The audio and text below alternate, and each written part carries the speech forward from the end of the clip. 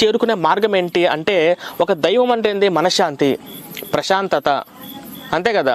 కానీ వీళ్ళు ప్రచారం చేసేది దేవుని కాదు. వీళ్ళు ప్రచారం చేసేది ఏంటంటే, నన్ను నమ్మకపోతే శాశ్వతంగా నిత్య నరకంలో పడేస్తారు అని అంటారా? నన్ను నమ్మకపోతే నరకంలో పడేస్తాడు అనేవాడు దేవుడు అవుతాడా? ఇప్పుడు ఒక అమ్మాయి దగ్గరికి ఒకడు వచ్చి, నువ్వు నన్ను ప్రేమించు, నన్ను కానీ ప్రేమించకపోతే నేను నీ ముఖం మీద యాసిడ్ పోస్తా, నేను నిన్ను చంపేస్తా అన్నాడు అనుకో, అది ప్రేమ అవుతుందా? ప్రేమ ఉన్మాదం అవుతుందా?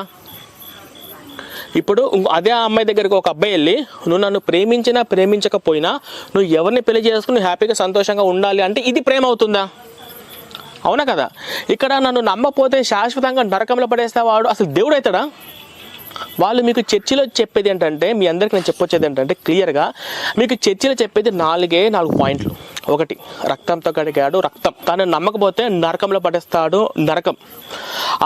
నువ్వు పెద్ద పోరం. మీ గ్రంథాల్లో చూడండి, ఈ శివని పూజించకపోతే నరకములో వేస్తానని ఎన్ని ఆధారాలు ఉన్నాయో చూడండి ఒకసారి. పిచ్చి కూతురు కూచకండి. మీ గ్రంథాల్లో ఎవిడెన్స్ ఆధారాలతో చెప్పాను. పిచ్చి ముండా, ఒకసారి ఆలోచించు.